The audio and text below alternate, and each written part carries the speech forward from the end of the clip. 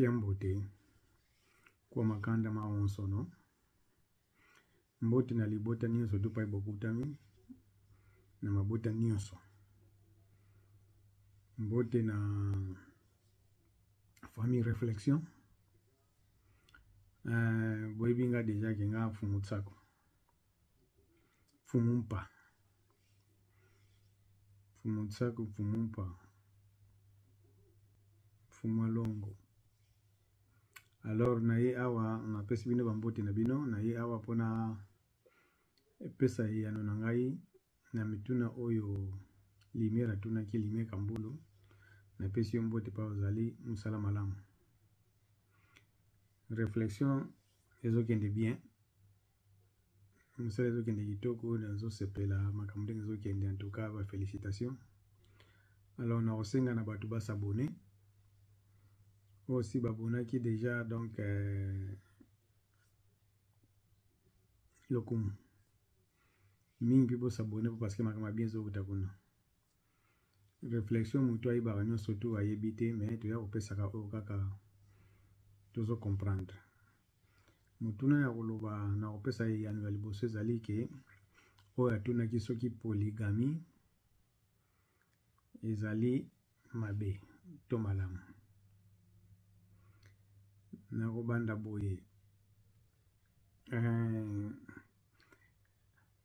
en fait biso ba africain nyonso tu oyo ya biso tokomisango kaka mabe makambo oyo ya biso nyonso tu soki batu moko baye balongoli yango batie oyo ya bango ale biso pe tokomi komona yango ekomi mabe tokomisango pe ndire eza diabolique ndire eza eloko moko boye il ne fallait pas ezala bongo il fallait ezala ndenge batu moko bayibisi bino ezala tobosana makambo parce que tolingaka kotanga te tolingaka kokende kosala ba recherche te donc soki bayibisi bino kaka baimposango surtout soki bakomeli bino na livre moko boye ale community ke donc yango wana nde makambo ya solo. Tozonga penza na biso babantu tozonga na oyo ya biso po parce que biso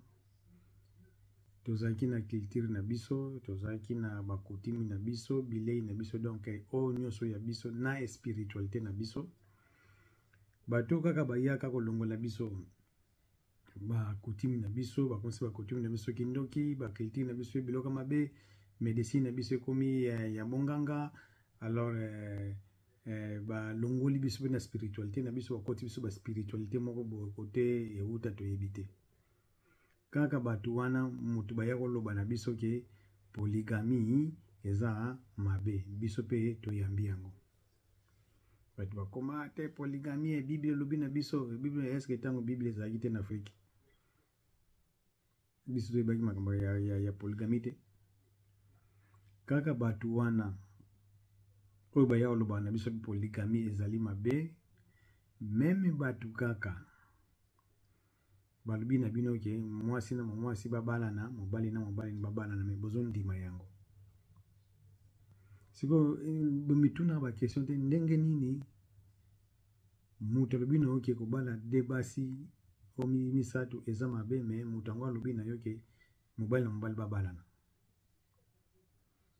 pourquoi basaki biloko moko ndenge wana biso toza peuple tobengaka peuple bantu bantu elingi koloba ke peuple mutu o mutu esalaka biso ye benga ba peuple bantu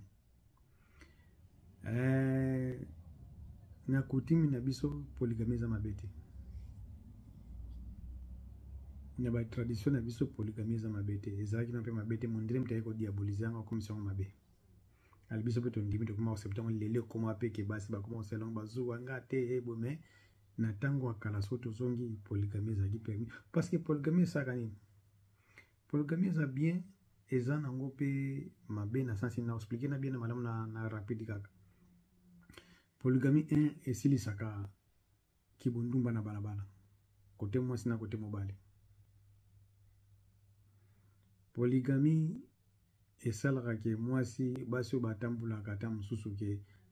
abali te oyo azozwa mobali aye moko te atambulaka dérange mibali bato soki mobali moko aza na mwasi azwi afandisi ye dans la PC place bafandi akomi si mwasi est-ce que ça mabe wapi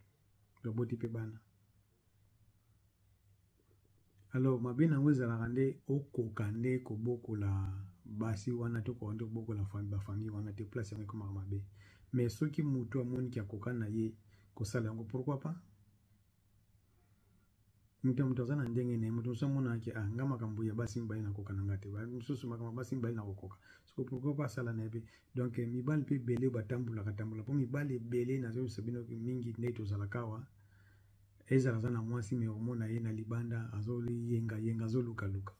siko mpona kende koluka moko kuna aluka moko kuna soki abali na ye mibale misato atie bango esika moko omoi te kodimine mpe makambo yo akende kotambola soki emema malade partout akemema malade moko boye ndenge azotambola na bafille ebele aye nango mpe na ndako alors soki aza na 2-3 basi omoi te akozala solo na tante akende koluka suba misusu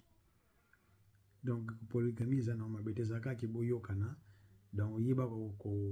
kolinga bango nyonso yeba kotraite bango nyonso na ndenge moko alors polygamie eza mabe te mpo na nga soki mpe tozongi na buku esantu na bino botangaka alors omona bato ebele baza na bible wana donc polygamie na polygamie kuna na kati alors ntango kaka baye kosalela bato bakopi kole ya nouveau testament alepai bakomi ke neti koexige ke makambo mosusu boye me polygamie eza mabe te oyo amoniki akokoka ngo mpona nini te oyo mpo amoni akokoka te atika likambo nyonso ezalaka ndenge moko tozalaka na bien na malamu oyo amoniki neti nga namonaka nga nakoka na makambo wana te ya kozalaka na debasi boye bo nakoki kosala yango te me oyo amoni ke polygamie mpona ye eza nango bien asala nga nakokondane te kena baki polygamie eza mabe oyo eza mabe mpo parceke totiaka ta so 50% mpe ya bato toza mingi awa na poto touti na bafamille moko ezalaki ya bapolygamie moto akomi boye yango aza te alibana mpe bakola bien batangi baza na bango mpe bien alors te toti kokoselaka likambo moko oyo makambo oyo eza nango mabe te motema eza kaka moko nani nayebisi bino ndenge wana motema eza moko eza nango problème te me oyo amoniki akokoka na ye kozala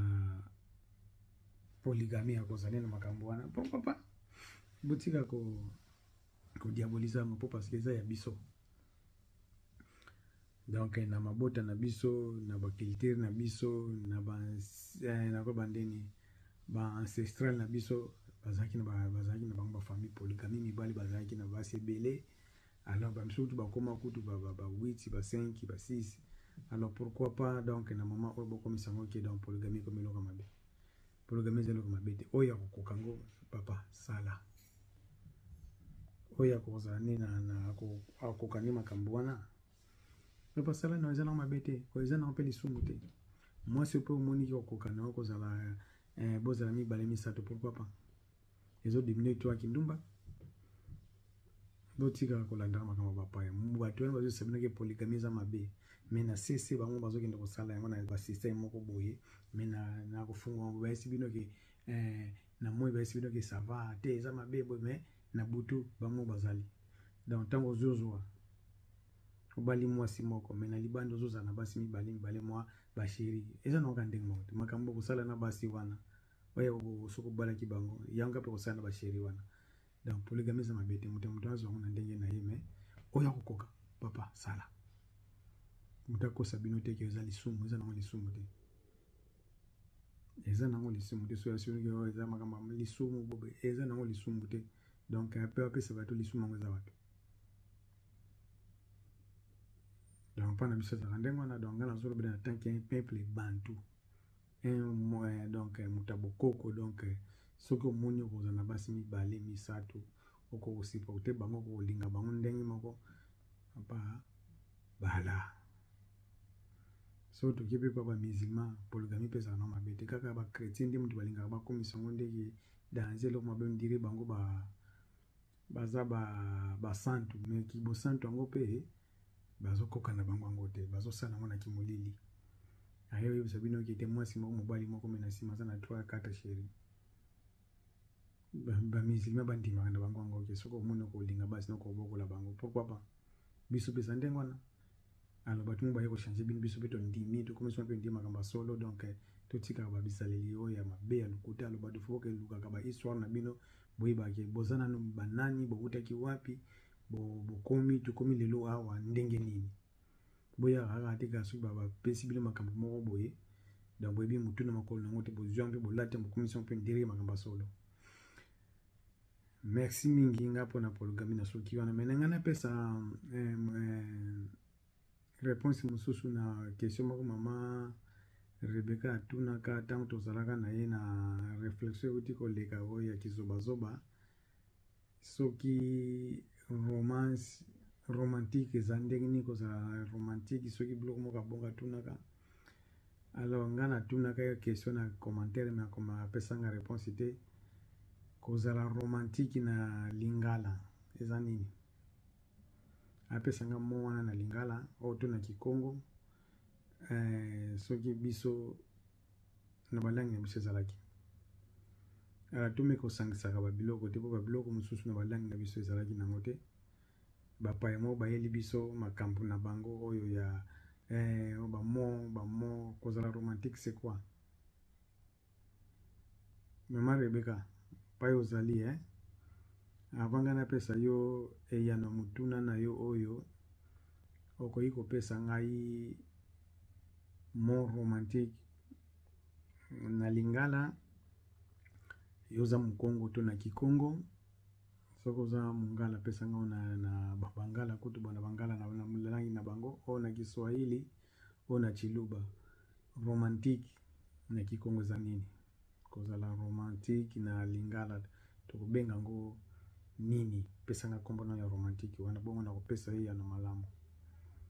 kokanisa teke na yebi teke elo ningi ba romantique mais na zongisa bino kaka na kibobiso na zongisa bino kaka na kibobiso ke soki romantique eza nini pesa yanga ngo na lingala alors na ya kopesa ye ya na malamu mbote na yo mbote na papa le prince nazo mission na émission ozozala te donc nayebi ke ozana ebele kopesa mpo makambo moko lobaka ya biloko kolia bato bakompandaka mabe bakanisaki bango baza bayebi oyo nde bango nde bayebaki te oyo yebi eza ya koleka alors naza na posa nao mbote na ndeko na nga lumière donc soki sabo moide mbote na yo pe donc tomona nimba la nsima c'est pour Mutsako.